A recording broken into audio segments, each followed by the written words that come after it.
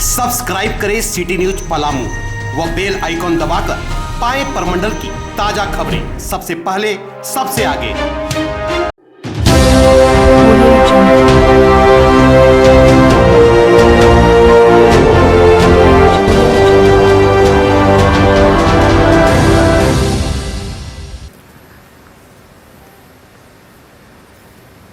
हमारे जो मजदूर एवं अन्य झारखंड निवासी राज्य के बाहर बसे हुए हैं, उनको आर्थिक सहायता पहुंचाने के लिए ऐप की लॉन्चिंग की जानी है। उस अवसर पे यहाँ पर उपस्थित हमारे राज्य के माननीय मुख्यमंत्री श्री हेमंत सोरेन जी, मंच पर उपस्थित माननीय मंत्री श्री रामेश्वर गौड़ जी, माननीय मंत्री श्री चंपई सोरेन जी, माननीय मंत्री श्री सत्यानंद गुप्ता जी, माननीय मंत्री स्वास्थ्य श्री बन्ना गुप्ता जी, इस अवसर पर यहाँ पर उपस्थित हमारे राज्य के मुख्य सचिव महोदय, सभी प्रधान सचिवगण एवं हमारे प्रेस एवं मीडिया के हमारे छायाकार बंधुगण, मैं सर्वप्रथम आप सबका यहाँ पर स्वागत करता हूँ और विशेष रूप से अपने माननीय मुख्यमंत्री जी का स्वागत करता हूँ, जो कि इस कोरोना बीमारी में अपने व्यस्तम समय के बावजूद यहाँ पर उन्होंने अपना बहुमूल्य समय हम लोगों को दिया है।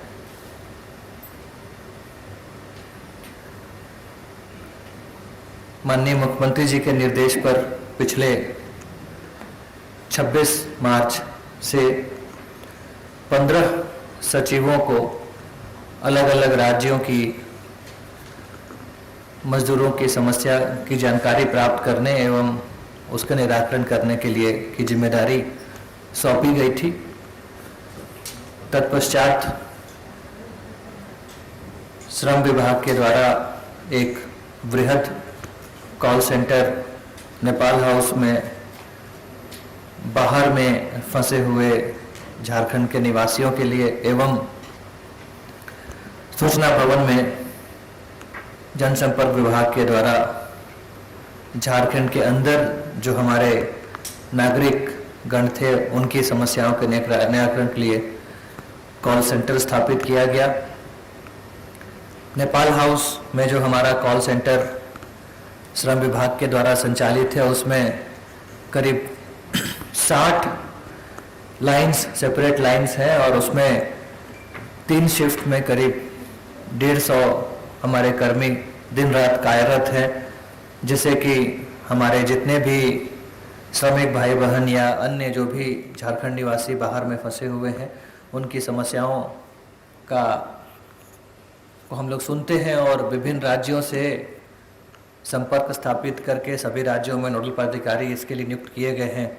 विशेषकर झारखंड के लिए उनसे संपर्क करके हम लोग उनको सहायता पहुंचाने का प्रयास सारे सचिवगण करते रहे हैं। उस कॉल सेंटर की आंकड़ों को जो हम लोगों ने एनालाइज किया, उसकी समीक्षा की, तो कल तक करीब 24,000 से अधिक हमारे कॉल्स आ चुके थे और उसमें से 80 से 90% लोगों को हम लोगों ने सहायता पहुंचाई। और उन कॉल्स में एक कॉल में कई सारे ऐसे लोग भी थे जहां की कई समूह में लोग थे और किसी कहीं पर 20-25 लोग, कहीं पर 30 लोग, कहीं पर 70-80 लोग भी एक साथ फंसे हुए थे। और इस प्रकार से 24,000 जो हमारे करीब कॉल हैं उसमें करीब 8 लाख ऐसे लोगों को बारे में हम लोग को जानकारी प्राप्त हुई जो झारखंड राज्य से बाहर हैं। इसमें कुछ डुप्लीकेशन भी हो सकता है कई लोग सेम समूह के बारे में कुछ कॉल कर रहे होंगे। तो अभी तक हम लोग का प्रयास था कि 14 अप्रैल तक पहला लॉकडाउन था, तो हम लोगों का प्रयास था कि हम लोग उनको अपने स्तर से सहायता पहुंचाएं।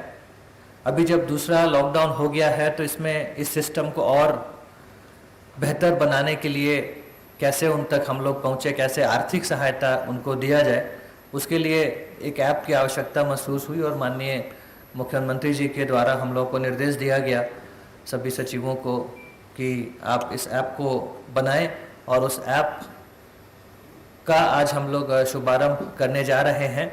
और जैसे ही शुभारंभ होगा हम लोग आज ही ये जितने भी 24,000 जो हमारे फ़ोन कॉल्स हैं उन सभी लोगों को हम लोग SMS के माध्यम से और व्हाट्सएप के माध्यम से इस ऐप के बारे में बताएंगे ताकि अधिक से अधिक लोग इस ऐप का फ़ायदा उठा सकें।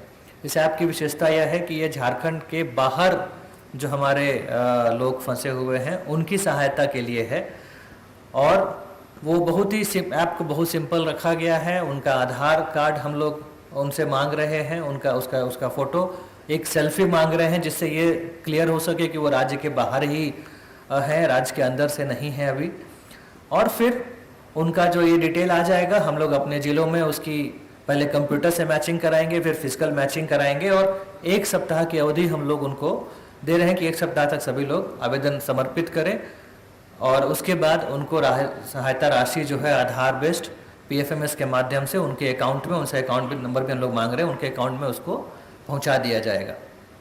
चूँकि हम सारे हमारे प्रेस एवं इलेक्ट्रॉनिक मीडिया के छायाकार बंधु यहाँ पर आ चुके हैं, इसलिए मैं माननीय मुख्यमंत्री जी से आग्रह करूँगा कि वो माउस का बटन दबाकर इस ऐप को लॉन्च करें।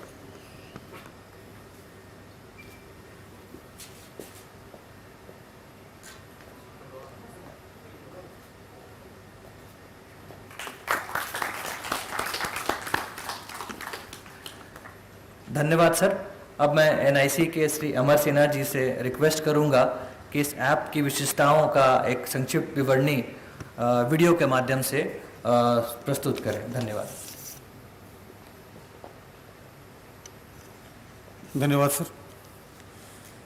आप सभी को नमस्कार और हृदय से अभिवादन। एक अत्यंत कठिन घड़ी में माननीय मुख्यमंत्री के कर कमलों से एक अत्यंत महत्वपूर्ण सहायता हमारे राज्य से बाहर फंसे हुए बंधुओं के लिए आरंभ की गई। हम सभी माननीय मुख्यमंत्री जी और आप सभी वरीय अधिकारियों के प्रति अपना आभार व्यक्त करते हैं। सर ने अभी बड़े विस्तार से इस ऐप के बारे में और उसके उद्देश्यों के बारे में बताया है। पुनः इसके तकनीकी पक्ष पर हम NIC की तरफ से कुछ प्रकाश डालना चाहते हैं। जैसा सर ने बताया कि हम लोग जो बाहर लोग फंसे हुए हैं, हमसे संपर्क करने का उनका एक माध्यम था दूरभाष, जो पहुंचना बहुत सुगम नहीं था।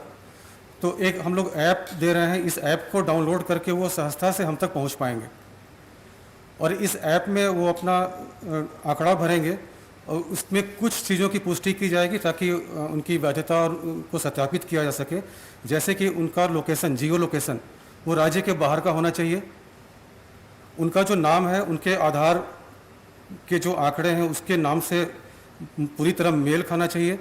उनका जो बैंक का अकाउंट है वो हमारे राज्य के अंदर होना चाहिए और उनकी जो मोबाइल संख्या है वो वैध होनी चाहिए, जिसका हम लोग OTP के माध्यम से उसका सत्यापन करते हैं जी।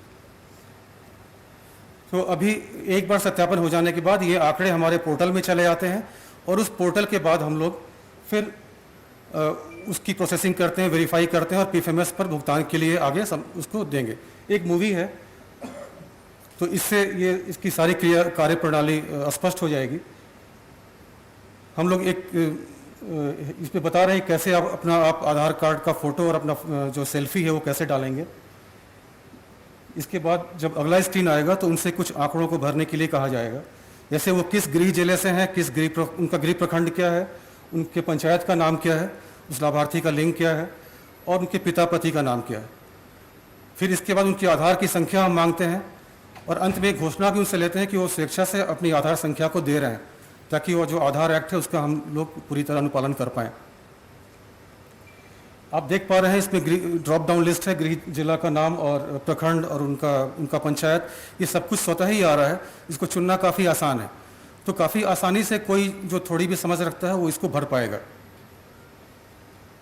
ये सारे आंकड़े इसमें भरे हुए हैं पहले से, कुछ लिखना नहीं है, उनको सिर्फ चुनना है उनका जिला क्या है, प्रखंड क्या है और पंचायत क्या है। फिर अपना वो नाम डालते हैं। ये नाम उनका जैसा आधार कार्ड पे नाम है वैसा ही होना चाहिए, क्योंकि इसकी जांच हम लोग करते हैं। हमारा आधार से इंटीग्रेशन है इस ऐप का, और वो देखता है कि आधार नंबर सही होना चाहिए और जो आधार के डाटा में नाम है वही नाम यहाँ भी होना चाहिए। इसके अलावा पिता और पति का नाम है और लिंग है। ये जो एक आम तौर पे किसी आवेदन के लिए लिया जाता है वो सारी सूचनाएं इसमें हैं। बहुत कम है, सिर्फ नाम, पिता पति का नाम और लिंग, इतना ही, और आधार संख्या।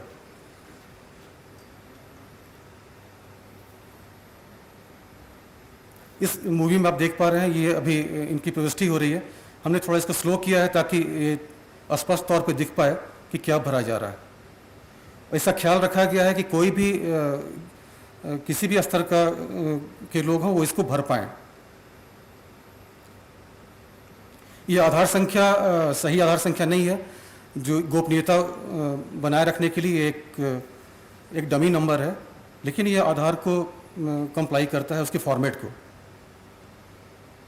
अब ये आधार सत्यापन सफल हुआ, अर्थात आधार ये डाटा सही है। इसके बाद हम पूछ रहे हैं कि आप किस राज्य में हैं, कहाँ फंसे हुए हैं, और उस राज्य के किस जिले में आप फंसे हैं। तो ये भी स्वतः उस लिस्ट में आ रहा है, ड्रॉप डाउन लिस्ट में आ रहा है। ये भी उनको चुनना ही है, और ये हिंदी में है, चुनने में आसानी होगी उनको।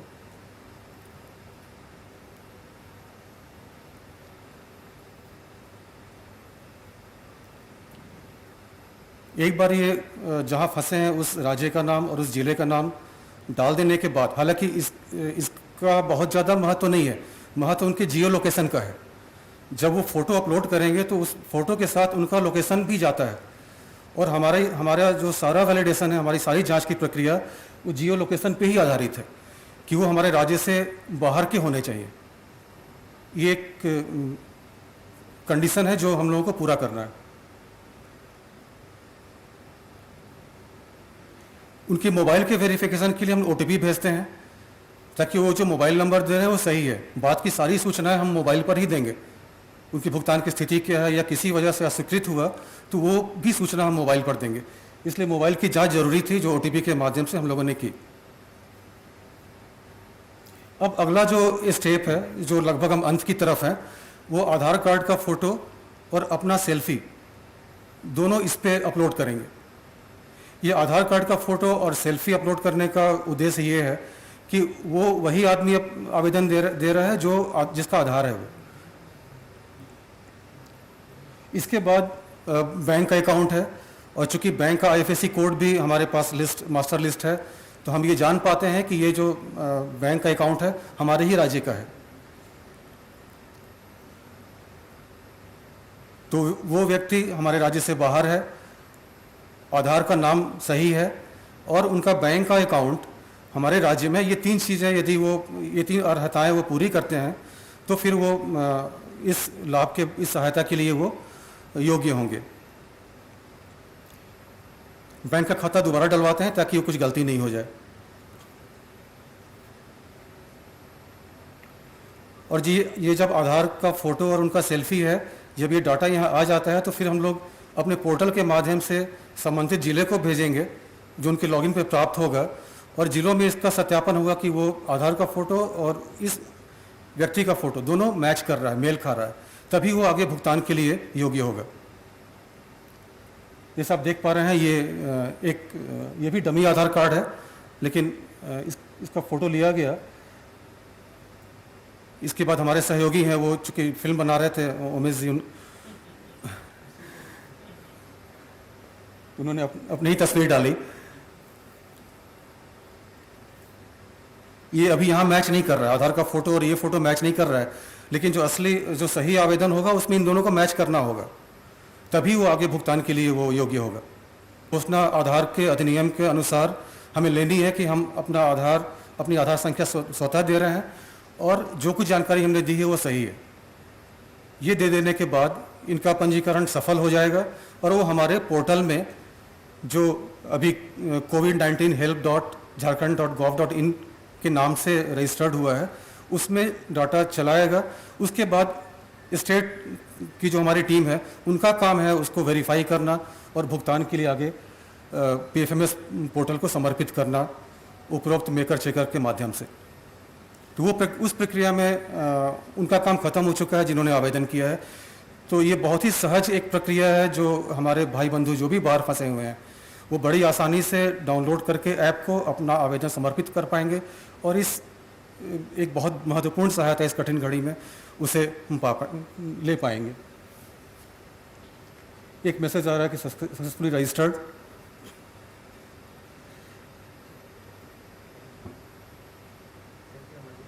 थैंक यू ये प्रक्रिया पूरी हो चुकी है, बस वो आ जाएगा इसके बाद, कुछ वहाँ सिग्नल का इशू हुआ है, लेकिन ये प्रक्रिया पूरी हो चुकी थी। धन्यवाद। ये आपका है अमर। धन्यवाद अमर जी। आप सभी ने देखा कि ये कितनी ही सरल प्रक्रिया है और इसमें बहुत ज़्यादा लिटरेट होने की आवश्यकता नहीं है इसको भरने के लिए, और चीज़ों को काफ़ी सिंपल रखा गया है और मैक्सिमम चीज़ें प्री पॉपुलेटेड रखी गई ताकि भरने में कोई टाइपोग्राफिकल एरर नहीं आए। यहाँ पर एक बिंदु जो गौर करने का योग्य है कि ये बात आ सकती है कि बहुत लोगों के पास स्मार्टफोन नहीं होता है तो कैसे इसको डाउनलोड करेंगे। जैसे अभी भी हम लोगों को जो फ़ोन्स आ रहे हैं उसमें मैक्सिमम एक आध स्मार्टफोन रहता है और लोग समूह में अभी फंसे हुए हैं। तो अगर किसी एक आदमी के पास भी स्मार्टफोन है तो उस स्मार्टफोन को यूज़ करके कई लोग उसमें अप्लाई कर सकते हैं, और अप्लाई करने के समय वो अपना वाला मोबाइल नंबर देंगे, चाहे वो नॉन स्मार्ट हो या स्मार्ट हो, जिसमें कि OTP जाएगा। तो वो मोबाइल किसी का भी यूज़ करेंगे, नंबर अपना देंगे, इसलिए ये कोई बहुत बड़ा प्रश्न नहीं रहेगा कि कैसे इसको यूज़ करेंगे। अब हम लोग इस लॉन्चिंग समारोह के अंतिम पड़ाव की ओर अग्रसर हैं और हम आग्रह करेंगे अपने माननीय मुख्यमंत्री जी का कि जिनके निर्देशन में हम लोगों ने इस ऐप को विकसित किया है कि आप अपने संबोधन से हम लोगों को अनुग्रहित करें। धन्यवाद।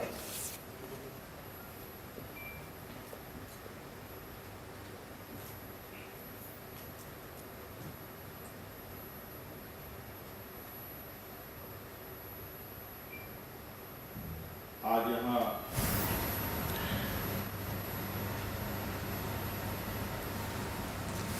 कोविड-19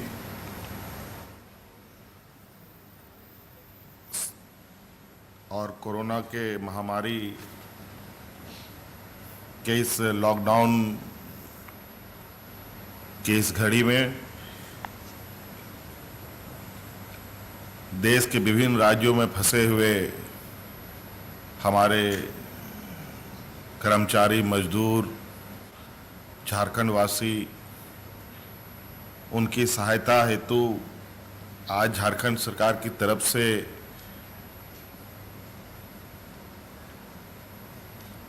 विशेष सहायता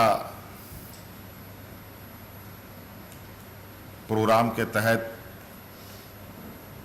एक ऐप के उद्घाटन समारोह में हमारे साथ उपस्थित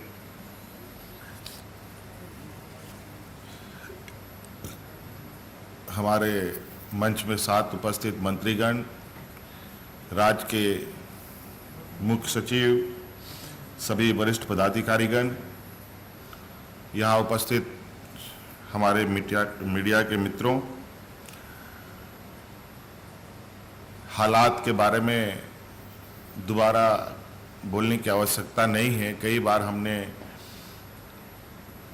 मौजूदा परिस्थिति के बारे में आपके समक्ष बातों को रखा है। पहला लॉकडाउन का समय समाप्त होने के बाद पुनः भारत सरकार ने लॉकडाउन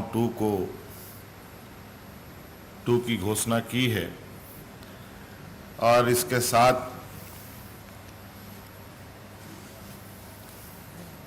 जो मूल समस्याएं थी कुछ दूसरे राज्यों में फंसे हुए लोगों के लिए, वो ज्यों का त्यों बना रहा। और आपको मालूम है कि लगभग जो हमारे पास रफ आंकड़ा है, लगभग 7 लाख लोग हमारे झारखंड के दूसरे राज्यों में फंसे हुए हैं, विभिन्न राज्यों में। और इसी तरीके से कई राज्यों के लोग भी अलग अलग राज्यों में फंसे हैं। और इस लॉकडाउन में विशेष तौर पर मजदूर तबका का लोग अधिक संख्या में फंसे हैं और जिसकी चिंता सभी राज्यों को है। उसी क्रम में झारखंड जिस तरीके से लॉकडाउन के शुरुआती समय से ही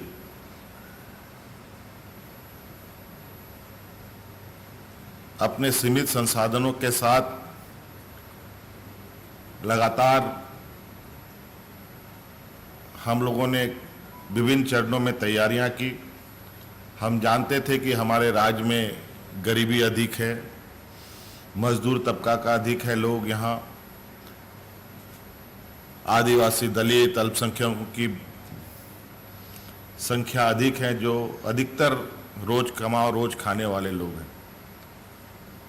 राज्य में रोजगार की भी अभाव होने की वजह से ये कई और राज्यों में भी रोजगार की तलाश में निकलते थे। अचानक लॉकडाउन की घोषणा से वो जहां के तहां फंसे पड़े हैं। किन राज्यों में कितने लोग हैं, कुछ डाटा हमारे पास हैं भी, कुछ नहीं भी, कुछ सही भी, कुछ गलत भी। क्योंकि लॉकडाउन का समय अवधि बढ़ाया गया है तो हम लोग यहाँ से राशन तो उनको उपलब्ध नहीं करा पा रहे हैं। हालांकि इस संदर्भ में वरिष्ठ पदाधिकारियों को विभिन्न राज्यों का प्रभार सौंपते हुए उन राज्यों के प्रभारी व्यक्तियों से, पदाधिकारियों से समन्वय स्थापित कर उन तक राशन पहुंचाने का भी प्रयास लगातार जारी है। ये नहीं कह सकते कि 100% की सफलता हमें प्राप्त हुई, लेकिन ये जरूर है कि आज हमारे पदाधिकारियों के कुशल नेतृत्व की वजह से, हमारे मंत्रीगणों के प्रयास से बड़े पैमाने पर थोड़ा ही सही उन मजदूरों को सहायता पहुंचाने का भी काम किया गया। समय अवधि बढ़ने के बाद हमारी भी चिंताएं बढ़ी कि अब आगे क्या किया जा सकता है। इसके लिए रात दिन विचार विमर्श करते हुए सरकार ने एक मोबाइल ऐप इजाद किया है और उस मोबाइल ऐप के माध्यम से हम प्रवासी भाइयों तक पहुंचने का प्रयास कर रहे हैं। चूंकि हम लोगों ने कॉल सेंटर भी बना रखे हैं बड़े पैमाने पर, लगातार फोन आ रहे हैं और आज इस ऐप के माध्यम से हम अपने प्रवासी साथियों तक पहुंचकर उनका लोकेशन लेकर, किन राज्यों में हैं और उनकी पहचान कर सरकार अब इनको आर्थिक रूप से मदद पहुंचाने का सरकार ने निर्णय लिया है। और इस क्रम में हम लोगों ने ये भी निर्णय लिया है कि संख्या बल के आधार पर हम अपने प्रवासी मजदूरों को आर्थिक सहायता राशि उनके सीधे बैंक खातों में डालेंगे।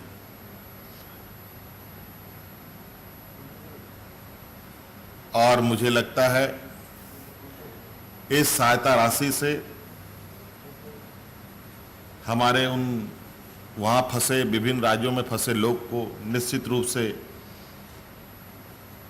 काफ़ी राहत मिलेगी, हमें ऐसा लगता है।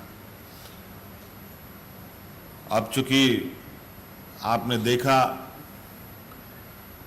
कि राज्य के विभिन्न क्षेत्रों से मजदूरों की जो सहनशीलता है, सब्र है, वो टूटता सा नजर आ रहा है।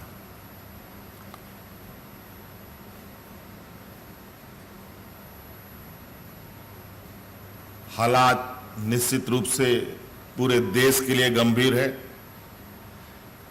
आज हमारे इस राज्य में, इस राज्य के फंसे मजदूर तो जहां का तहां फंसा ही है। आज दूसरे राज्य में फंसे मजदूर को अपने परिवार की चिंता है। आज यहाँ उनके परिवार हैं, उन परिवारों को जो बाहर गए रोजगार पाने वाले, उनके घर के कमाऊ व्यक्ति की चिंता है, जिनके बदौलत उनका घर चलता है। हालांकि अभी हम लोगों ने राज्य के अंदर, राज्य के सभी गरीब परिवारों तक विभिन्न माध्यमों से अनाज और गरम खाने का भी व्यवस्थाएं कर रखी है। पंचायत से लेकर के, थानों से लेकर के, ब्लॉक से लेकर के जिला हेडक्वार्टर तक में सामुदायिक किचन चल रहे हैं। और साथ साथ में विभिन्न सामाजिक संगठनों ने भी ये बेड़ा उठा रखा है आज के दिन में कि गरीबों को वो अनाज दे रहे हैं। ये काफ़ी प्रशंसनीय विषय है। मैं उन सभी सामाजिक संगठनों को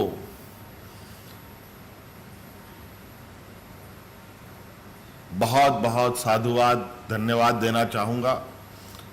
आज इस विपत्ति की घड़ी में जिन लोगों ने अपना हाथ गरीबों के लिए बढ़ाया है, गरीबों तक पहुंचने के लिए निकल पड़े हैं,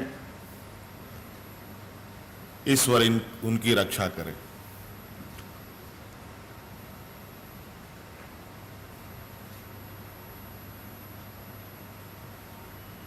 आज इस ऐप के माध्यम से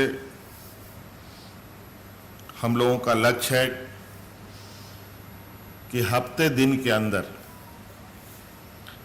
राज्य के बाहर फंसे हुए जितने भी मजदूर हैं, चाहे वो 5 लाख हो, चाहे वो 6 लाख हो, चाहे वो 7 लाख हो, चाहे वो 10 लाख हो, उन सभी तक हम लोग आर्थिक सहायता हमारी पहुंच जाए, ये हम लोगों ने लक्ष्य तय किया।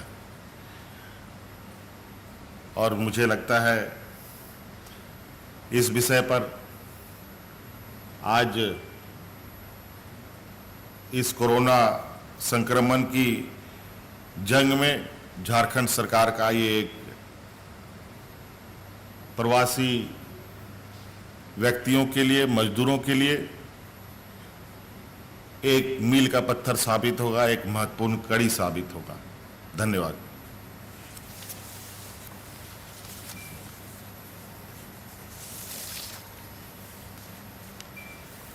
धन्यवाद सर। अंत में मैं इस ऐप के लॉन्चिंग समारोह में यहाँ पर उपस्थित होने के लिए अपने माननीय मुख्यमंत्री जी को धन्यवाद देना चाहूँगा। साथ ही धन्यवाद देना चाहूँगा माननीय मंत्रीगण श्री रामेश्वर राव जी, श्री चंपई सोरेन जी, सत्यानंद गुप्ता जी एवं श्री बन्ना गुप्ता जी को, जिन्होंने अपना बहुमूल्य समय इस ऐप के लॉन्चिंग समारोह में देकर इसका हम लोग की हौसला अफजाई की। साथ ही मैं धन्यवाद देना चाहूँगा अपने माननीय मुख्य सचिव महोदय का, प्रधान सचिव स्कूली शिक्षा श्री ए.पी. सिंह सर का, माननीय मुख्यमंत्री के प्रधान सचिव राजीव रुनेका जी का, जो यहाँ पर उपस्थित होकर हम लोगों को सदैव मार्गदर्शन देते रहे, जिसके परिपथ हम लोगों ने पिछले 2-3 दिनों में इस ऐप को डेवलप किया जब लॉकडाउन 2 बढ़ने की बात आई तब। साथ ही यहाँ पर हमारे जो प्रेस एवं इलेक्ट्रॉनिक मीडिया के छायाकार बंधुगण हैं एवं हमारे अन्य वरिष्ठ प्रशासनिक पदाधिकारी एवं कर्मीगण हैं, आप सभी का यहाँ पर आने के लिए बहुत बहुत धन्यवाद।